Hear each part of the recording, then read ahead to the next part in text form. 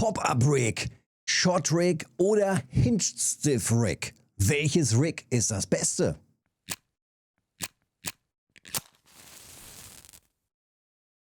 Unaussprechlich. Imagine Hinged Stiff Rig. Really, really? Shot Rig? Naja, kriegt man gerade noch hin, und Pop-Up Rig, Alten, das ist doch fluffig ausgesprochen. Also, welches ist denn jetzt richtig gut? Wo geht denn da am meisten? Hinged Stiff Rig habe ich jetzt noch nicht mal geskillt. Und es liefert trotz allem ganz gut. Also tatsächlich auch einfach mal nachtesten, welche von diesen Montagen laufen denn bei dir am besten und womit könnte man am besten reingehen. Bei mir ist das Shot Rig hier vorne drinne, schön versteckt. Also 3 Punkte im Shot Rig habe ich drin. Hier oben das Hinged Stiff Rig habe ich nicht geskillt. Ich überlege noch, ich teste noch mal ein bisschen weiter. Vielleicht investiere ich doch noch mal ein paar Punkte. Und natürlich habe ich die Klassiker geskillt, was natürlich auch Must-Have ist. Klassische Haarmontage, Pop-Up Rig, also das braucht man auf jeden Fall. Und jetzt gerade in Verwendung eben das Pop-Up Rig. Dadurch haben wir durch diese geskillten Punkte eine erhöhte Chance, maßige Fische beziehungsweise eher mal größere Fische und Trophies zu fangen. Also Skillpunkte in Montagen ist schon absolut sinnvoll vor Skillpunkten in einer Routenart. Also wenn man sich noch nicht so ganz sicher ist, in welche Richtung geht man, was ist Priorität, Montage vor Route. Wenn ich jetzt hier gucke, Karpfenrouten zum Beispiel, das wären natürlich mal wieder 7 Punkte.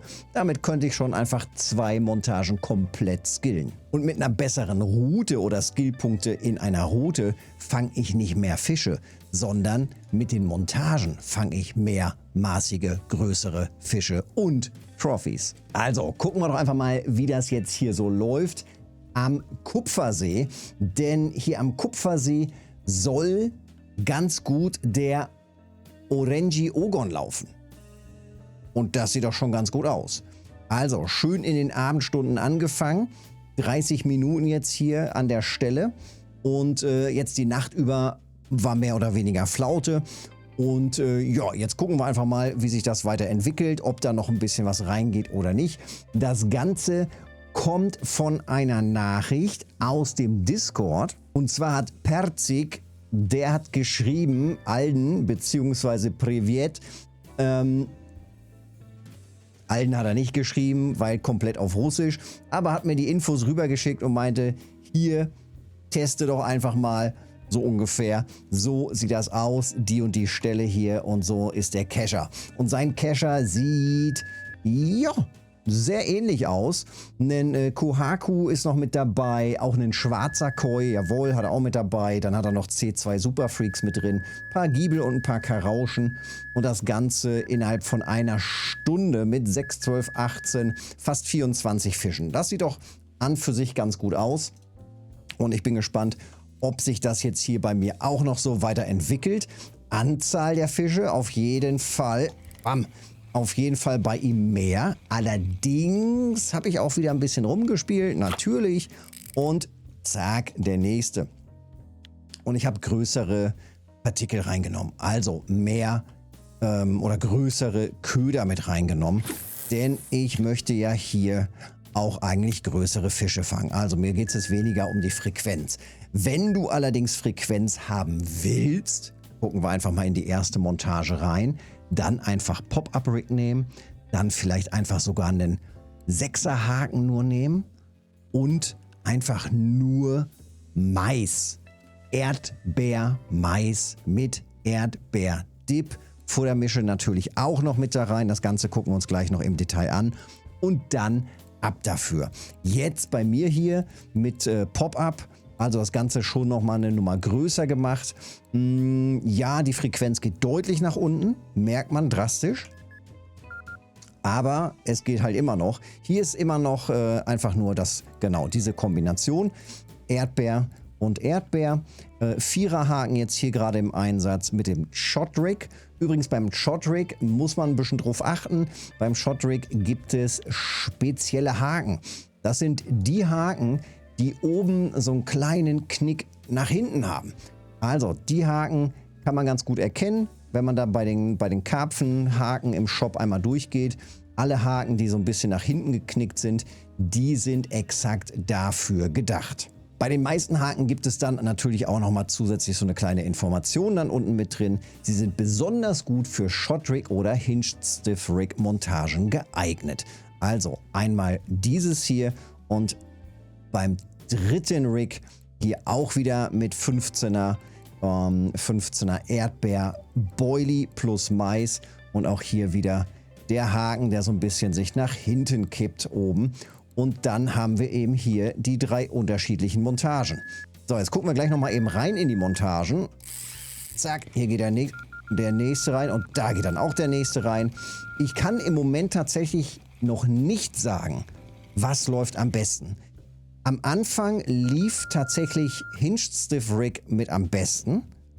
Ich war auch ein bisschen überrascht, weil das ausgerechnet auch noch die Montage ist, wo eben gar keine Skillpunkte drin sind. Also da sind die ersten reingeschossen. Ich muss noch mal ein bisschen weiter auswerfen. Und jetzt, ja, jetzt war ja erstmal so ein bisschen Flaute und jetzt gucken wir einfach mal, wie es weitergeht. Guck mal hier, selbst auf einfach nur Maiskorn können hier natürlich auf dem Shot Rig jetzt tatsächlich auch die größeren Brocken reingehen. Und wir gucken uns die Montagen gleich einfach nochmal ein bisschen im Detail an. Beim Auswählen der Montagen sehen wir da ja nochmal so einen kleinen Unterschied, wie die quasi aufgebaut sind. So, zack, 6,7 Kilo Orange Ogon. Gerne mehr davon. So, und jetzt gucken wir hier gerade nochmal eben rein. Also, bei den Montagearten hier oben haben wir ja immer schön die Bildchen und die Erklärung dazu. Das Shot Rig.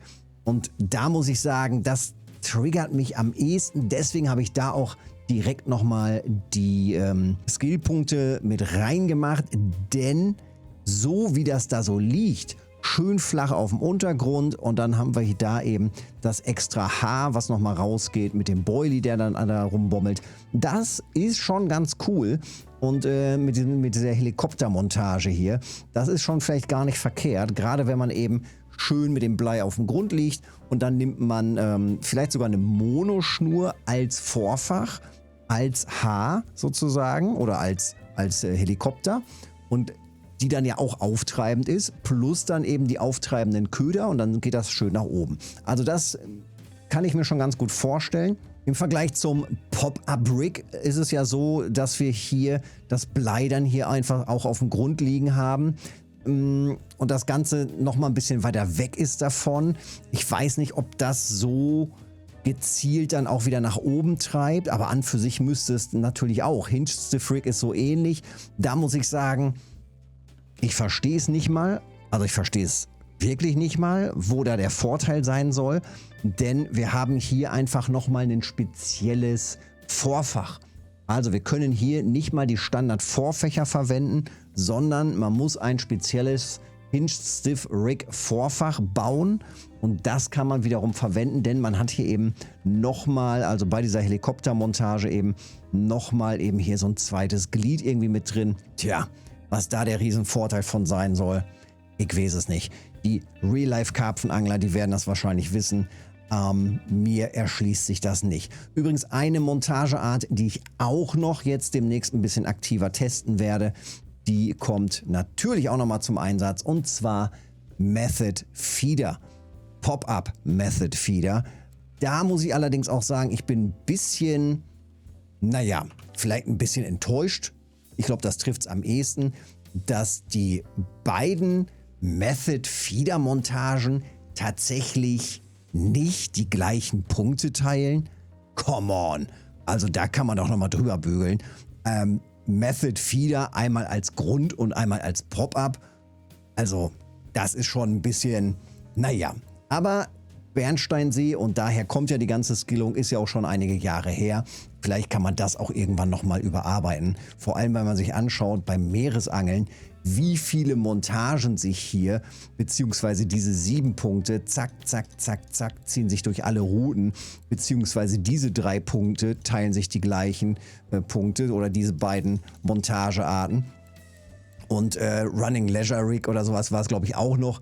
Genau, das teilt sie auch die gleichen. Also da gibt es mehrere Sachen, die einfach ähnlich sind und sich die gleichen Punkte teilen. Und da war ich dann im späteren, jetzt vor kurzem nachgeskillten Grundangeln doch ein bisschen überrascht, dass sich die gleiche Method Feeder Methode nicht die gleichen Punkte teilt.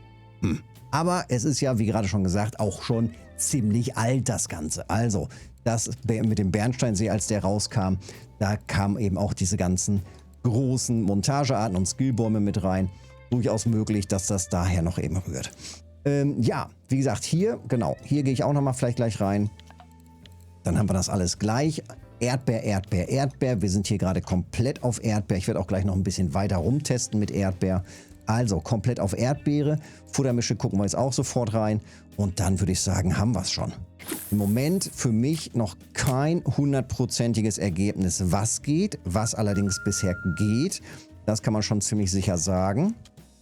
Das ist, dass Erdbeer geht. Also Erdbeere funktioniert. Danke auch fürs Teilen. Für den Spot, das ist schon mal ganz gut. Auch mit der Köderkombination. Genau, hier haben wir das auch. Und hier sehen wir eben auch nochmal dieses Rig oder dieses Vorfach. Also das ist, tja, ich weiß es nicht, warum und wo der Vorteil ist. Nochmal ein längeres Vorfach. Hier in dem Fall übrigens gerade auch nur Fluorocarbon. Bei den beiden anderen Montagearten verwende ich gerade tatsächlich komplett Monoschnur, Monovorfächer, damit das schön auftreibend ist. Bei den auftreibenden Boilies dann in Verwendung auch noch ein auftreibendes Vorfach, auftreibendes Vorfachsmaterial, also Monoschnur und ab dafür. Ja, das ist es. Futtermische haben wir dann auch noch und dann sind wir, glaube ich, komplett durch. Maismehlbasis, auch hier habe ich wieder drauf geachtet, dass hier die Köder möglichst unterschiedlich sind. Also es gibt dreierlei Größen von Erdbeere. 10er, 8er, 6er oder sowas. Ich habe nur eine Erdbeer-Feed-Pellets mit drin. Ansonsten Mais, Erdbeer-Crushed, scharfe Feed-Pellets, weil dann im Nachhinein auch noch Erdbeer und Gewürz wieder mit drin ist. Und Gewürz klappt ja immer wieder ganz gut. Wäre natürlich gleich noch eine Möglichkeit. Ich glaube, ich teste gleich auch nochmal mit Gewürz hier in Kombination. Erdbeer und Gewürz auch als Köder und dann weitermachen. So sieht es gerade aus. 48 Minuten. Das Ganze, wie gesagt, geht nochmal deutlich besser, einfach nur auf Maiskorn. Ich bin aber ganz zufrieden. Ich gehe jetzt in die andere Richtung. Nochmal geringere Frequenz, nochmal weniger Fische, aber dafür hoffentlich nochmal dickere Fische. Also größere Boilies rein und ich teste auch gleich noch ein bisschen mit Gewürz. Wenn es dir geholfen hat, Daumen da lassen, Kanal abonnieren nicht vergessen, hilft mir mega. Und dann sehen wir uns im nächsten Video oder mal im Livestream. Montags, Mittwochs und Freitags immer ab 19 Uhr rein da ins Angeln. Petri.